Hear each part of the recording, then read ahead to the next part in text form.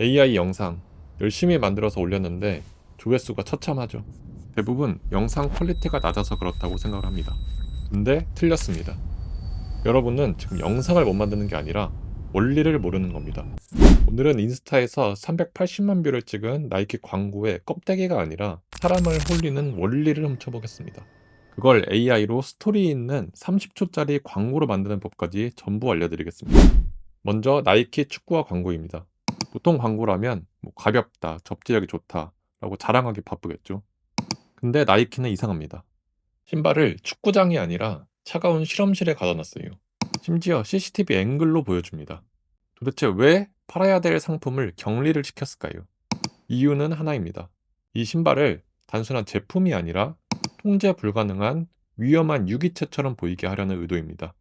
자세히 한번 볼까요? 초근접샷은 니트가 아니라 파충류 피부 같습니다. 바닥 스터드는 발톱이나 이빨처럼 보이죠. 나이키는 기능을 설명하지 않습니다. 마치 외계 생명체를 포획한 증거 영상처럼 보여주면서 유리창을 박살내는 장면으로 감당할 수 없는 성능이라는 긴장감을 심어준 겁니다. 그래서 오늘 훔칠 이 광고의 핵심 원리를 정리하면 제품을 살아있는 유기체로 보이게 만들어서 긴장감을 유발한다 로 볼 수 있습니다. 그럼 이 핵심 원리를 우리 제품에 적용하면 어떻게 될까요? 많은 분들이 여기서 실수를 합니다. 나이키가 실험실을 썼다고 똑같이 실험실 배경만 씁니다. 눈에 보이는 걸 그대로 훔치면 카피가 되지만 그 뒤에 숨겨진 원리를 가져오면 새로운 컨텐츠가 됩니다. 한번 보여드릴게요. 제가 오늘 만들어 볼 광고의 주인공은 오즈모 포켓입니다. 렌즈는 마치 눈알 같고 관절은 뱀처럼 움직이죠. 살아있는 유기체로 표현하기 딱입니다.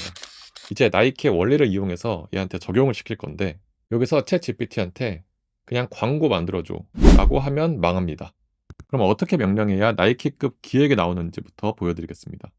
먼저 AI에게 역할을 부여하고 아까 훔친 유기체, 긴장감이라는 맥락을 입력합니다. 여기서 핵심은 한 가지 시야만 뽑지 않는 것입니다. 여러 개를 뽑아야 뻔한 결과를 피하거든요. 이렇게 5개의 스토리가 나왔습니다. 근데 여기서 대부분 별 생각 없이 이 중 하나를 골라서 바로 전체 스토리를 제작해버려요. 진짜는 지금부터예요.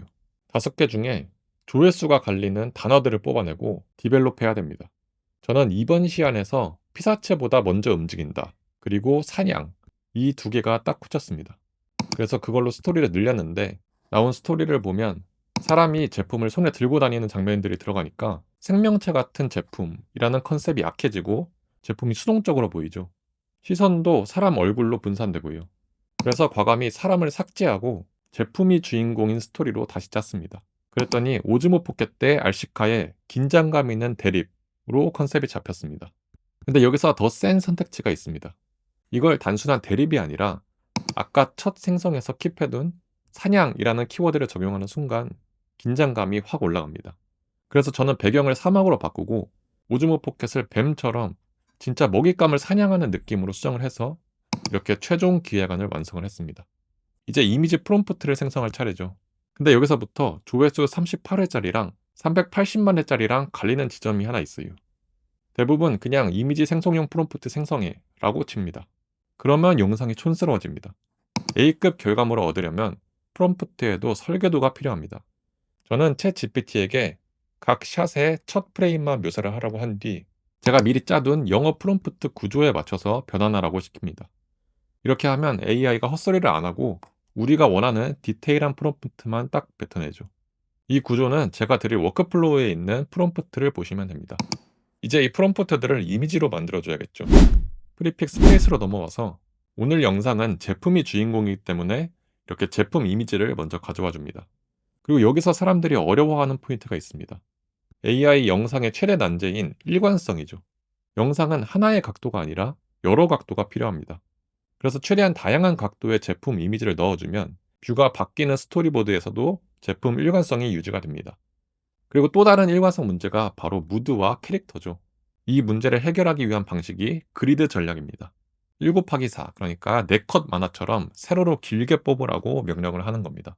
이렇게 그리드 관련 프롬프트를 맨 앞에 넣고 제품 이미지 2장을 레퍼런스로 사용해서 제품을 생성하라고 한 뒤에 아까 뽑은 1번부터 4번 샷에 첫 프레임 프롬프트를 전부 넣어주는 거죠. 크레딧 여유가 되면 이렇게 2장씩 생성하면 더 좋습니다. 같은 프롬프트라도 결과가 달라서 더 좋은 이미지만 골라서 쓸 수가 있거든요. 이 중 무드가 더 마음에 드는 이미지를 다음 스토리보드 생성을 위한 나노바나나의 인풋으로 넣어줍니다. 근데 이제부터가 진짜예요. 첫 스토리보드가 잘 나왔어도 두 번째부터는 갑자기 분위기가 틀어지는 경우가 있거든요. 그걸 막는 딱 한 줄의 문장이 있습니다. 바로 이 프롬프트입니다. 대충 레퍼런스의 이미지를 최우선 가이드로 사용해서 제품 생김새, 무드, 컬러 그레이드를 일관성 있게 유지해라 라는 문장입니다. 그럼 이렇게 첫 번째와 두 번째 스토리보드가 환경, 무드, 심지어 이 다람쥐의 일관성까지 유지하면서 생성이 됩니다. 이렇게 나머지 스토리보드 이미지도 같은 방식으로 만들어주고 그리드에서 각 샷을 한 장씩 분리해서 정리를 해줍니다. 이제 이미지가 다 나왔다고 바로 영상으로 돌려버리면 크레딧만 날릴 확률이 높습니다. 지금부터는 생성이 아니라 설계를 해야 됩니다. 영상이 어떻게 이어질지가 보이게 만드는 선택이에요. 이미지들을 보면서 순서를 바꾸고 수정하고 삭제합니다. 예를 들어서 원래 카메라가 눈을 뜨면서 다람쥐를 발견하는 순서였는데 이거를 뒤집었습니다. 다람쥐가 먼저 움직이고 그 기척에 카메라가 맹수처럼 반응하도록 했습니다. 이런 식으로 핵심 원리 중 하나였던 긴장감을 더 끌어올릴 수 있게 샷의 순서를 바꿔주는 거죠.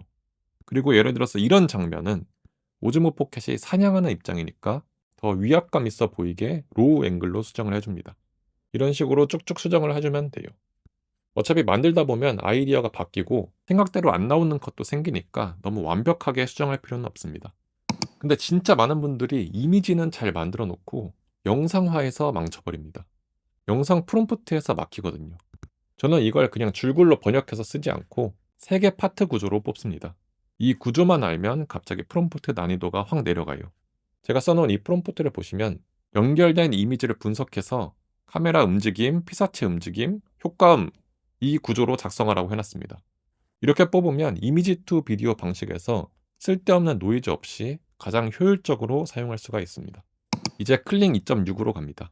만들어 놓은 첫 프레임과 텍스트 프롬프트를 넣고 쭉 생성을 해주면 되는데 세팅 하나 차이로 망하는 지점이 몇 가지 있습니다. 여러분의 크레딧을 아껴드리기 위해서 제 크레딧을 날려가면서 배운 꿀팁을 3가지 알려드릴게요. 먼저 클링의 사운드 문제입니다. 저번 영상에서 사람이 등장하면 제가 프롬프트에 대사를 넣지 않아도 자동으로 말하게 만들었죠. 그래서 프롬프트에 No Dialogue를 넣었습니다. 근데 생명체 신도 똑같아요. 어떤 때는 다람쥐가 말을 하게 만들고 어떤 때는 나레이션이 자동으로 생깁니다. 그래서 이렇게 생명체나 캐릭터가 있는 씬에서는 꼭 No Narration까지 넣어주세요.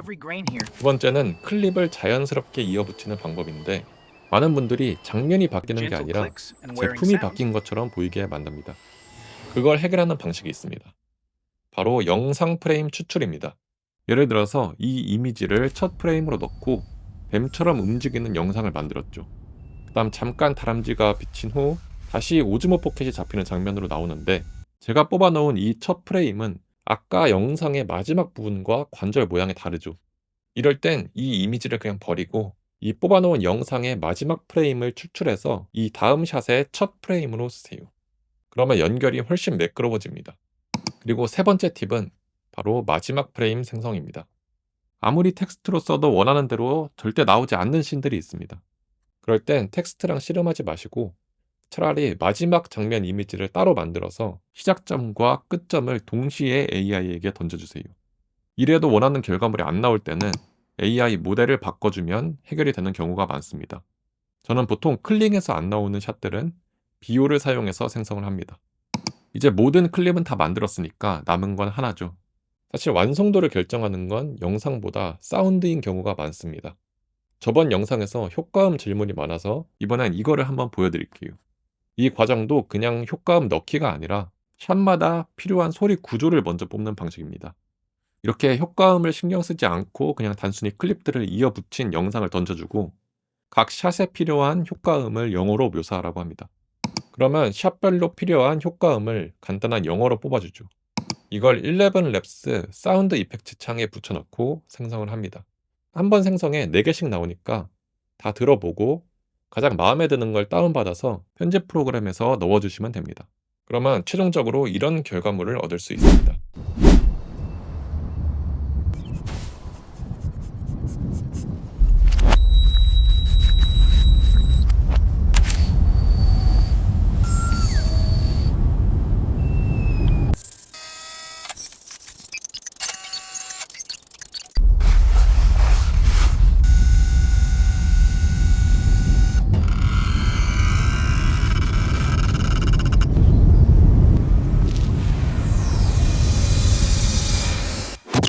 제가 유튜브를 운영하면서 가장 안타까운 분들이 맨날 프롬프트나 툴 사용법만 찾아다니는 분들이에요. 백날 툴 사용법만 배워서 컨텐츠를 만들어도 아무도 보지 않습니다. 오늘 사용된 워크플로우와 프롬프트는 설명란 링크에서 30일 동안만 복사해서 쓰실 수 있게 넣어놨지만, 워크플로우만 가져가고 끝이 아니라 꼭 나이키가 어떤 원리로 사람을 붙잡는지 그 본질에 집중해서 다시 한번 생각해 보시길 바랍니다. 감사합니다.